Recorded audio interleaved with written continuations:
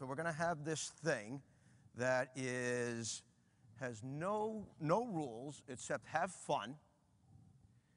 And we're going to make mistakes. And then I said, okay, we're going to add one more kicker to it.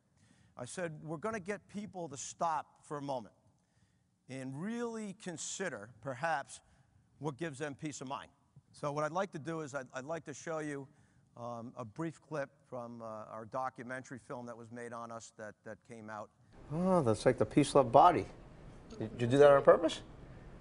I don't do anything on purpose. You know why? Because I got no idea what I'm doing. How about that, huh? What? I need to draw. You too, huh? All right, you're my kind of artist. He says he can't paint, but, you know, if you can't paint, why do you have a studio? I heard about PeaceLove Studios through a support group that I'm involved with. It's for parents of children with OCD. Kevin, without medicine, gets horrible thoughts in his head that he cannot get rid of, that are violent and very scary to him. For Katie, if she went in one door, she had to go out the same door, up one stairway, down the same stairway, a lot of touching and tapping. Those are mine. Painted them at PeaceLove. And if she didn't do that, she feared that something horrible would happen. They're really fun. I get to be with other kids who have pretty much the same problems as me. I like it because when you do something weird, they don't question it, they understand. And you don't have to talk about it or explain it to them. It's not just one of those obnoxious places where only really, really good people can have their stuff up. Anyone can. And it makes me feel good because I'm on a wall. Look at this. Matt, check it out. We got a Picasso, our first Pablo. Oh, they're very proud of their artwork they've done at PeaceLove Studio. They've got it hanging all over the house, and they tell people at school and their friends that they've got their artwork up in a gallery. And then when we got the call that they were going to put their artwork on note cards to sell, that was huge. We've bought a whole bunch and have, sent many cards out saying, this is my artwork, this is my artwork. And I'm going to have you tell me what your paintings are after.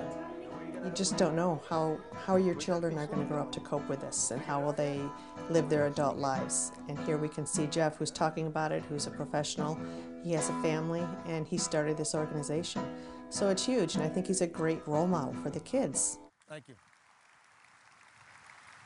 Thank you. And I could tell you one story after another after another. How about the 8-year-old boy who makes a declaration after 40 minutes that it was the best day of his life? Now, whether it was the best day of his life or not, I don't think that really matters. It was to him. How about the father who puts his hand on your shoulder, and I can almost feel it to this day, and says to you, and thanks you. And thanks you not only for the relief maybe that you gave his son to escaping maybe for 45 minutes, but thanked for him and his wife who suffer along watching their child. So we saw the opportunity, we saw the power of it as it related to a family. How about the mother that turns around and looks at her daughter, and I could see it in her eyes, and says, I told you you were good, that you can do it. And then maybe one of the most defining moments for our program was again in a unit at a psychiatric hospital. And some of these children, unfortunately, we see them more than we care to as they're there.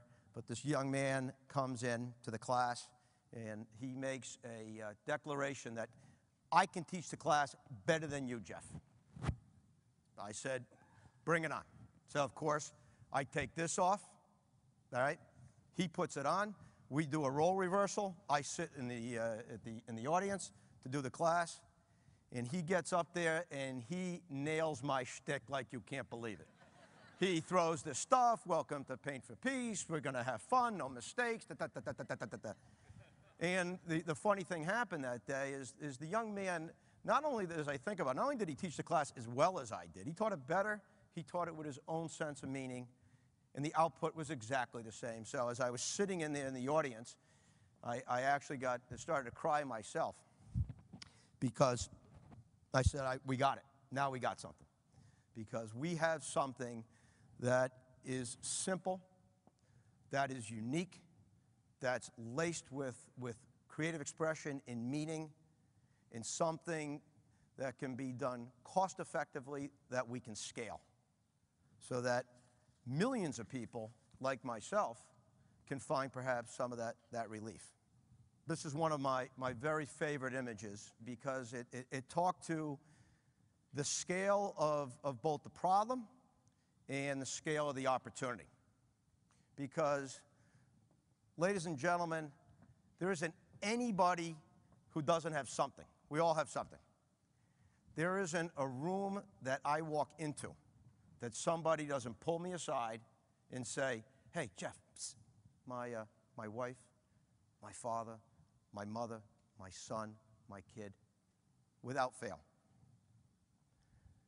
Unfortunately, for that population, which is that significant, no yellow bracelet, no pink ribbon, no red campaign, nothing.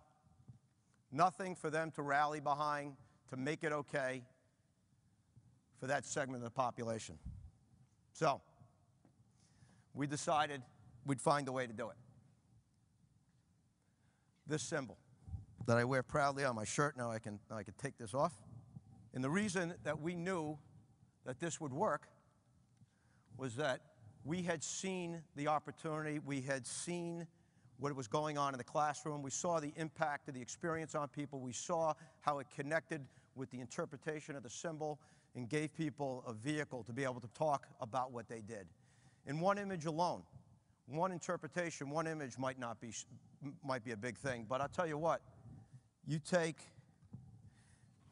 hundreds of interpretations of that symbol, all right out of the classroom, and you put them together, millions. That's how you build something. So we said, okay, we're going to go and we're going to build that symbol. We're going to make it so that people can wear it, share it, experience it proudly. We knew what happened in the classroom because we had lived it for 2 years. We decided we were going to build a movement. And to do something which was no roadmap, we would need the best of the best, perhaps, people that knew the space. So today, we've got community builders, storytellers, people, social media people that understand what it's going to take something on. We knew that it would take a hybrid model that perhaps had not been tried before. A hybrid model that would allow a point of entry for everybody and anybody to support this.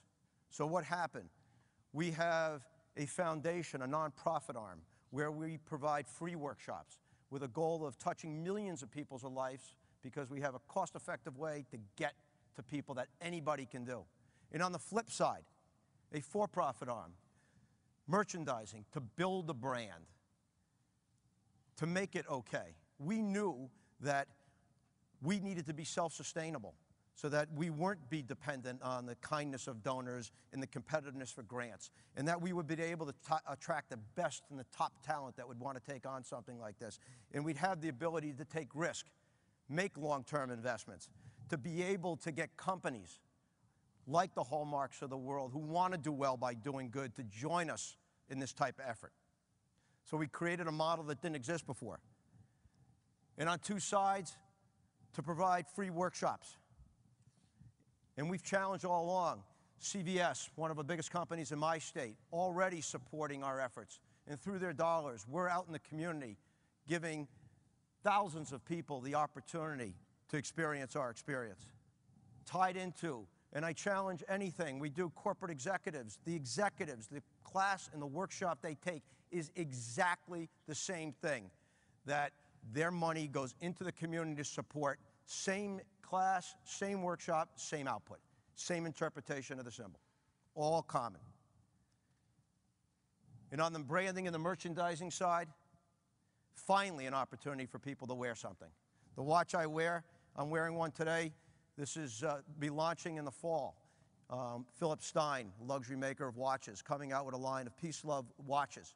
First time in history that any product has made it to retail, Nordstrom's, Barney's, where people can buy something but building a positive symbol for mental illness. Hasn't happened before. And they'll be the first. And as we add, thank you. And as we add other classes of goods, it will just build and build. And hopefully someday we'll have that pink ribbon. So, in conclusion, the dream. The dream is changing. The dream's becoming more a reality. And as I stand here in front of you today, I take away the great feeling that it will be the companies, the Hallmarks of the world, the Nikes of the world, the Crayolas of the world, the Disneys of the world, that have the wherewithal, that have the resources to connect with the masses, that will enable us to get to people and take on something like this. It takes a lot of courage, but we think it can be done, and I leave you with peace, love is possible. Thank you.